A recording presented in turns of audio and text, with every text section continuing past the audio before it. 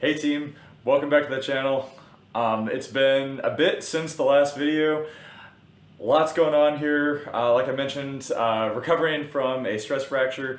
It seems like stress fractures here in Virginia are a bit contagious. My buddy here, Steve Rosinski, is also recovering from a stress fracture at the moment, so we thought we would get together and kind of talk about our experiences dealing with this. And I guess this is basically the Injured Athlete podcast, right? So, Steve, why don't you tell us a little bit about yourself and what you're going through right now? Yeah, no, thanks, Jamie. I had the fortunate opportunity to be still race professionally. I've been racing professionally since 2012, which is hard to believe. I'm definitely one of the old men on the circuit for sure. I had the fortunate opportunity to be racing with the real triathlon squad. So shout out to my RTS team. And when we really look at this sport, right, it definitely pushes us. It pushes us mentally, emotionally, and definitely physically. And so, as our viewers are aware, Jamie's suffering from a stress fracture, and yeah, so am I. When coming off of Ironman Frankfurt back in August, where it went really well, I tried to ramp back up too quickly, and essentially I developed a sacral stress fracture. So, not that it's a good thing by any means, but it's also been nice to have Jamie to commiserate with. So we are definitely commiserating together. And so this will be something interesting, right? Because a lot of times people only talk about the good of the sport, the highs of the sport. Well, there's also the lows of the sport as well. And so I think that's important for us to really be able to highlight, because in order for us to really continue to get better, you have to push your boundaries. And sometimes there's that fine line between pushing yourself so much that you literally break. And I think that's what kind of happened to us. So I'm going to hand things over to Jamie because I know Jamie's journey has been a little tumultuous over these last few weeks as well.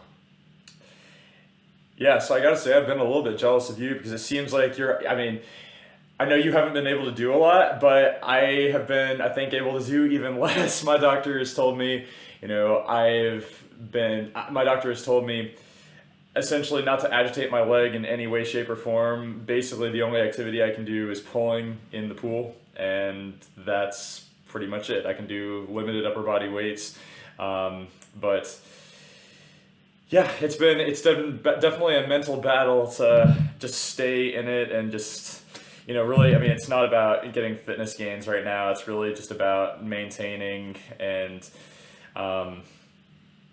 honestly, just kind of keeping sanity. You push your body to limits, like you said, and it's just kind of your obligation to let things heal.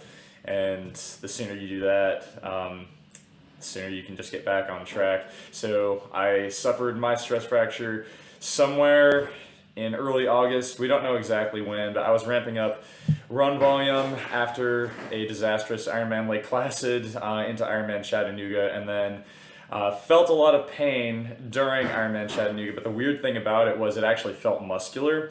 I never in my wildest dreams imagined that it was actually a stress fracture, but then talked with the doctor after the race when it wasn't going away, and you could see it clear as day that there was just this big old crack in the widest part of my femur near the hip joint. So Did yours get diagnosed on an x-ray? Or No, which actually kind of blows my mind because the stress fracture was literally halfway through the bone. So it was big, and it was definitely a shock. So what you're telling me is, because you said this is August, that means you raced Ironman Chattanooga with your fracture. Oh, 100%. The doctor made that very, very clear. It doesn't, the size of the stress fracture that I was dealing with, it doesn't just get that big overnight. Definitely, I was running on this for some time, unknowingly. Yeah, and so you had, so you're saying you had a femoral stress fracture, and you biked a 404 bike split, Ironman bike split, and then you also then ran. I ran a 326, and that's still honestly, very respectable considering a broken bone. I definitely came away immediately after the race. I wasn't very happy with that run split, but then after the race, I definitely felt like a warrior having run with a stress fracture. Yeah, I don't really know what to say beyond that. Yeah, It was an experience. I definitely don't recommend it. So before the race, I was working with the PT, and we basically just stopped all running about 2 weeks out from the race because you're not going to make any fitness gains at that point, right? So I just the theory was at that time it was just some tendonitis or something. We figured we'd let it clear up as much as possible. We were pretty sure the race was going to make it worse, but you've done that before. You've gone going into races knowing that it was going to hurt, knowing that it was. Well, I mean, the reality is, if you do an Ironman, it's not going to feel good. I mean, that last hour of the run, I mean, nothing feels good, and I mean, you can't trust any of the feelings that you're having because it feels like you're injuring yourself with every single step because doing something like an Ironman is not normal. No, exactly. Yeah, it is hard though, right? Because when you push your body so much, there's the physical aspects that you don't know if this small little thing that pops up when you wake up on a Thursday morning is gonna cause you some issues. So it's hard to really know, do you push here, do you push there, do you back off? And I think that's what you learn in the sport, right? You learn with being in the sport for longer and longer and longer. You get to learn about your body, and kind of like the experiences along the way help guide you for how you listen to your body. And I will say I actually was kind of surprised this time as well in my injury because I was ramping back up to race the Marine Corps Marathon, and so I had just gone 8:47 at Ironman Frankfurt. My best time ever. I'm 39 years old.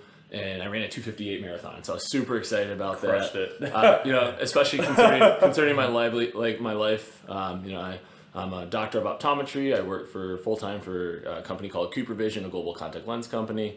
I have 3 kids. Well, now I have 4. That's the big piece of this. Why don't you tell them when you got diagnosed with your stress fracture, because that adds a lot of drama to this. Yeah, so I definitely was ramping things back up, and then my wife was pregnant with our 4th child at the time, and then so when I actually got diagnosed with my stress fracture, it was the day before that we gave birth to our 4th to our son. And so it was kind of really tumultuous timing, to say the least. And I was told I was supposed to be on crutches.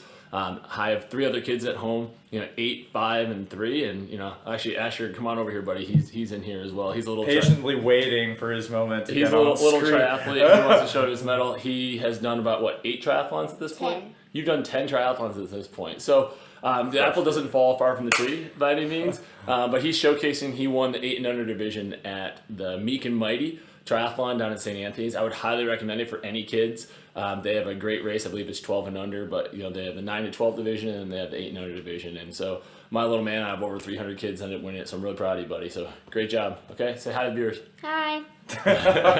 Perfect. And so honestly, it's been difficult over these last few weeks because I have a 3.5-week-old at this point, and I was told to be on crutches for 3 weeks. So you're off the crutches now, though, right? I got off the crutches earlier this week, so I've been off the crutches for about 4 or 5 days now, and so that was very difficult. I was told that you had to go on crutches because the sacral stress fracture that I have was actually a grade 4. There's 4 grades, and mine was the most advanced because essentially it included what is called the foramen, or holes in the bone that allow nerves to go through. And so, originally when we thought this was actually a nerve or maybe even a soft tissue issue because I was having some nerve pain going down my leg. And I remember vividly it happened September 29th. I was out for a 20-mile run with my light horse track club, and I know you, Jamie, you're on that with me here in Northern Virginia as well. I'm trying to be, but yeah, injuries notwithstanding. But it's a great group because we have over 200 people strong on it, and it's been enabling us to be able to help push our boundaries. But also, it's just so nice being able to run with people, with similar minds, and then similar goals as well. And so I was out doing a 10-mile tempo with my friend Andrew, and I'm rolling 5:40, 5:45 pace, and I'm gradually starting to notice my left side starting to tighten a little bit, and I was like, this is just weird, something different than I've experienced, and it gradually just kept getting worse. I got 8 miles in, and I kind of called it quits into my tempo, and I was able to hit my tempo, but then when I tried to start back up, I physically could barely put any weight on my left side. And just with who I am, I was like, oh, it's soft tissue. It'll loosen up. Maybe it's maybe my muscle spasming. And so what did I do? I ran another 3 more miles. Ran another 3 more miles to cool down with Andrew and the other guy that was on the team with us. And that probably didn't help it by any means. So when I stopped, I physically stopped and I had to sit down because it hurt so much that I didn't know what to do really, and I was hoping it was going to loosen up, so I was stretching it a little bit. And then what made it even worse is I had a 45-minute drive home. So on the way back home, I could tell it was tightening up, and I go to get out of my car, and I physically I couldn't walk. I parked as close as I possibly could in my driveway to get into the garage, and I ended up texting my wife and saying, "Hey, gonna need some help getting out." And I crawl from the car, into the house. And then I'm like, okay, it's got to loosen up. I got to get in a hot bath. So we started a bath, and I literally physically crawled like a bear, crawled up the stairs here, and tried to get into the bath to relax. I almost passed out in doing so because it was so painful. Wow. Which is just hard to believe, but it was just unique. I was like, I've never had any experience like this. And I've broken a bone before. I had a calcaneus stress fracture about 5-6 years ago, but that was different. When it's like your hip, this whole region, and you need it so much for everything that you do, that it was scary. So your sacrum is the bone at like the base of the spine. Yeah, that's what I thought. It's like not the very bottom, but pretty much. Correct. Yeah, it's kind of like five fused vertebrae together. Okay. And so there's various aspects of it, but mine was a pretty significant break there that involved, like I said, the holes of where the nerves run through.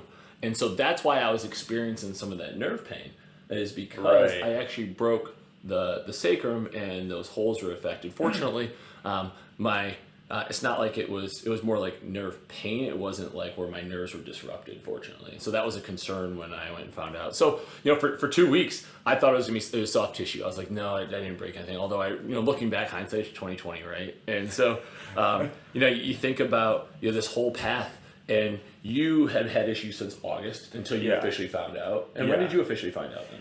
I officially found out, I want to say about a week and a half after Ironman Chattanooga. I went back to see the PT after the race, and I was at my second appointment, and he was concerned about the fact that the pain that I was feeling hadn't really subsided at all. And so, and he basically didn't like the pain pattern that he was seeing. So I had pain in my hip, but it also radiated down the front of my thigh. And I thought this was quad pain. I thought I'd just strained my quad or something. Well, I remember you telling me that. It turns out that for this particular type of stress fracture, that is actually the pain pattern for this. You actually get a lot of pain, just above the knee in particular, which is actually where I was having it. And again, like you said, hindsight is 20/20, but the pain above the knee was actually keeping me up at night. And night pains are actually a big hallmark of a fracture like this. So I officially got diagnosed with it, I had the MRI about a week and a half after Ironman Chattanooga. Then a couple days later, went in to see the orthopedic that I saw to get the prescription, and just kind of came in smiling. It's like, we have things to talk about.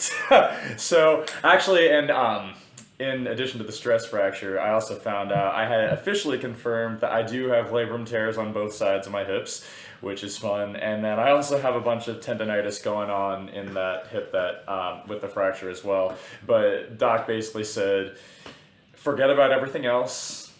It's because all of that will clear up any inflammation related to the tendonitis or even irritation related to the labrum tear that I have.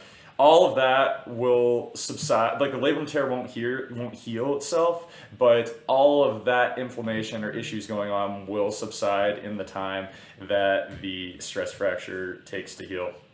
And the protocol that he gave me, he really doesn't, like I said, he doesn't want me to do anything for 6 weeks. Really keep it as still as possible and rest it as much as possible. The school of thought there is that, and he told me flat out, there's a possibility that I could try to aqua jog, I could kick in the pool, I could even do some light biking, and definitely no running, but I could do all these things and it might heal in 6 to 8 weeks. But he's also seen cases before where people have tried to maintain fitness that way, and instead of healing in 6 weeks, it's taken more like 6 months because they're constantly agitating the bone.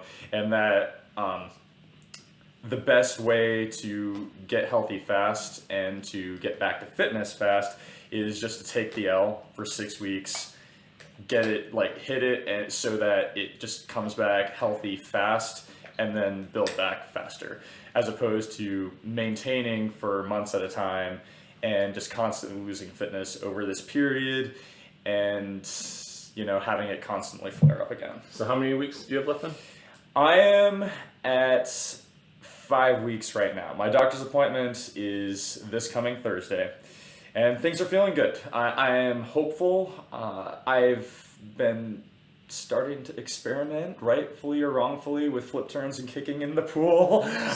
We just swam together, and that was actually the first time that I'd done any significant amount of flip turns. Yeah, no, it was a good 4K. I was actually surprised that you were pushing off a little bit too, because I've been a little ginger, and I actually just been pushing off with my right side. I just I'm only pushing off with my left leg. Okay. It might look like I'm pushing off, but there's no pressure going on that right leg still, at all. You're still like a half a yard in front of me on every flip turn anyway, so that's your swimming background though, and I didn't start swimming until I was like 20 years old, right? So that doesn't help me, but yeah, so I mean, we have slightly different kind of regimens, I'd say, coming out of this as well, and that's what's unique too, is that like even we both have stress fractures both on our lower half of our body, but some are, depending on where it's located. And so I was actually told I should get in crutches. So I was told, at least 3 weeks on crutches. So I went 3 weeks of being on crutches, where I was told to aqua jog and swim to my heart's content. I also started lifting a ton upper body just because I needed an outlet. So how have you been dealing with this mentally? So I think it's because I'm so busy right now, like with our newborn and not getting much sleep either, trying to take care of the other 3 kids. I went on 2 weeks of paternity leave, from work, because as I told you, I'm still an eye doctor working full time for Cooper Vision, but then coming back that first week is just like deer in the headlights, because I have to catch up from these last 2 weeks of work, still having to deal with really not getting as much sleep at night. And then, with the kids kind of getting them back and forth to school. So, it's been very difficult, I would say. But at the same point, like I've had so much on my plate that I feel like, from a timing standpoint, it hasn't had me think about it as much, but trust me, I've had to turn off like our Light Horse Track Club message board, because they're talking about me for runs. I've actually kind of stopped looking at Instagram as much in certain capacities, or Strava, because you see all these things that people are doing. And the fall is my favorite time of year. Like being here in Northern Virginia, it's so beautiful and it's perfect weather outside. It just screams, hey, let's go for a run, let's go for a bike ride. I mean, the leaves are turning. It's just beautiful. I mean, I think that's one of what makes me really appreciate the running. Like when we can't have it. I would have told you probably I would have say I enjoy biking the most, but I don't know. Sometimes there's just that freedom of going for a run and being able to go anywhere.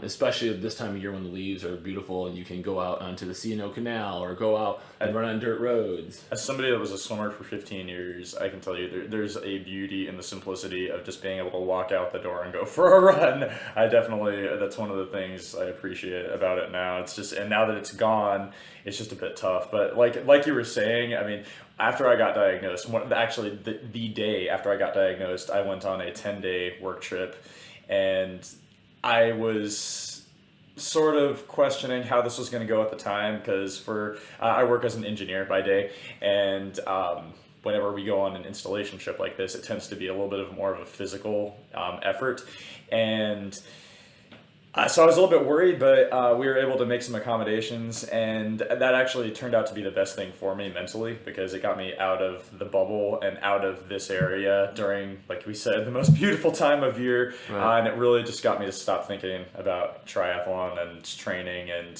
anything like that. There were just bigger things to focus on. Definitely, though, I mean, in the past probably week or so, there have been, for me, a couple of low days for sure. I'm just absolutely. like, okay, I'm ready. I'm ready to get back at it now. I really don't want to go to the pool and swim only. I know for me, I've really been trying to push the envelope. I've been a swimmer most of my life at this point, and and no secret that I've definitely been better in the water than I am right now. So I'm just like, okay, I'm gonna hammer it. I'm gonna just be as good as I can be coming out of this in the pool, and I definitely tweaked my shoulders a little bit more than I should have, and so I've had to back things down. But When you're building also back pulling, up, you're pulling, right? And yeah, so you don't realize how much of a toll that takes, and really I've found it's actually a lot like I've had to manage it a lot like you do for running, where you can't do a hard swim session every single day when you're just pulling. right. It's really tough. Yeah, no, and I think about. Fortunately, I've been able to get to the point now where I've been told I can start like riding the bike and just stay seated on. I'm jealous. on I the saw that trainer. on Strava. I mean, that first 30 minutes at like 160 watts, I think I went 150 watts, right? Like just so that I wouldn't feel it. And then I did one more ride where I think I averaged like 185 watts, right? Like, which I'm, just to put it in context, right? Like normally, like, I'll do like a half Ironman closer to 300 watts, right? Yep. And so, from a half Ironman bike split wise. And so, but it's just free to be able to have that. Still not going outside just yet. So yeah, I have an appointment a week from Tuesday coming up. So right before Thanksgiving. So I'm hoping to get some good news before Thanksgiving where we think we maybe both off are, a little yeah. bit. And so we'll see. This has definitely been a journey. It's amazing how many people that we come in contact with that have had sacral stress fractures. I was talking to Ben Hoffman, Ironman runner-up a few years back at Kona. Jan Frodeno had one. A couple of my RTS teammates as well have had Lionel one. Sanders, Yep. Matt Hansen. Exactly. And so, it's amazing because I will say though, is that, I had some struggles from the standpoint of getting the confirmation. I had to push for myself from taking into account like what I thought from a healthcare perspective. And so being an eye doctor, I fortunately, have the knowledge of more than just the eyes, but more overall body as well. And and I was an advocate for myself, and I think that was important in this because I went and got initially another provider that I'm working with now. Just that it was sciatica and didn't want to do an MRI because the X-rays came back negative, and I said something's wrong. This isn't just nerve pain. This is something else. I know my body, and I had to push to get the MRI. And the reason why, she said it's not common for someone to have a sacral stress fracture. And I said, yeah, but it does happen in endurance athletes. Exactly. It's more common than I think most people would, it's more common than I think most people realize. I mean, didn't you say that guy at the pool was dealing with something like that today? Exactly. It's like, yeah. Exactly. So I was an advocate for myself, and when the MRI came back that I had a sacral stress fracture, the healthcare provider was actually shocked, and I said, well, I was glad that I pushed because I knew it was more than just a soft tissue at this point because I hadn't gotten better. I knew it was more than just a nerve issue. Right. And so I think coming out of that, it's just once again just reaffirms we know our bodies. Sometimes we push our bodies, but when things aren't improving, things aren't really something that you've experienced in the past, you just got to kind of be an advocate for yourself. Do you know what actually caused your stress fracture? I can't say because I didn't. A lot of times when they think sacral stress fractures, they think there's some trauma involved. I don't remember falling. I mean, I wrestle my kids a lot, but I don't think that's going to do anything. Asher. Yeah, you did this, Asher. One of the things right now is I told the kids I can't wrestle them right now. Like, be gentle with daddy, right? And so that's been difficult too. But yeah, honestly, it's hard to say. Looking back, I would say a week before my injury, I did a hard 20-mile run. I averaged like 6:24 pace or whatever it was for 20 miles, and I just had some hard tempo stuff in there. And I felt a little unevenness in the run, just like maybe I was thinking maybe it was just the pavement because it was just the WO&D, right? Like, and that's slightly slanted in itself. It's never flat. Right. It's never flat. It's not flat. And so, looking back, that could be, but it had to have been overused. So we'll see. I had a bone scan just yesterday, a DEXA bone scan because this is my second stress fracture. And when you look at what we're doing, we want to rule out, any other issues at all too. And just to confirm that it was just overuse, right? So we'll see. I'm seeing some light, and I know you're seeing some light here at the end of the tunnel. And, I think those of you probably listening have had setbacks in the past. And so it's just, having that good support cast around you, that good support team, keeping yourself busy. And really thinking about like you're gonna get through this at some point, and it's just trying to think about like what can you do to not go crazy. And so I guess my biggest takeaway is really trying to do what you can to keep yourself from going nuts. That's really the big thing. finding other aspects of it, but it's great when you can talk about it, right, and really be able to share the story as well. So, but fortunately, I got some crazy kids that keep me busy, to say the least. So, but yeah, I mean, I just want to say thanks for joining, for being able to be on this and share this platform. Jamie and I have known each other for like 7 years now. When you were down at University of Virginia. Yeah, I guess that's about right. Yeah, six or 7 years. So we first met when we were down at University of Virginia, and we were summer school there, and he was getting his graduate work in, and he saw this guy swimming hard in the pool one day with a triathlon cap on, and I said I need people to swim with, right? And so there aren't many people where I swim with here in Northern Virginia, just based off my schedule, that like to go early like I do and can push me. And Jamie always pushes me when it comes to swimming, to say the least. And I'm not by any means. I'm not even a mid-pack swimmer. I'm a back-pack pro swimmer, and we're working on it. We're working on it. I think that ship has sailed, my friend. But you keep plugging away at it. But no, this is fun, Jamie. Thanks for joining me, letting me join here today. And yeah, glad we could chat, and like you said, commiserate over our injuries, and hopefully we both get some good news before Thanksgiving here next week. So yeah, I'd say maybe we come back on maybe in another month or so, and when we're maybe hopefully back, and we'll see how we're building doing back stronger. Exactly. As they say. Awesome. So, well, thanks, buddy. I appreciate it. And Ashley, you want to say goodbye as well? Come on over here, bud. He's been waiting patiently just because he wants to. He likes to show off his hardware. Yep. Can you say bye, everybody? Bye, everybody. All right. Thanks, everyone. See you, team.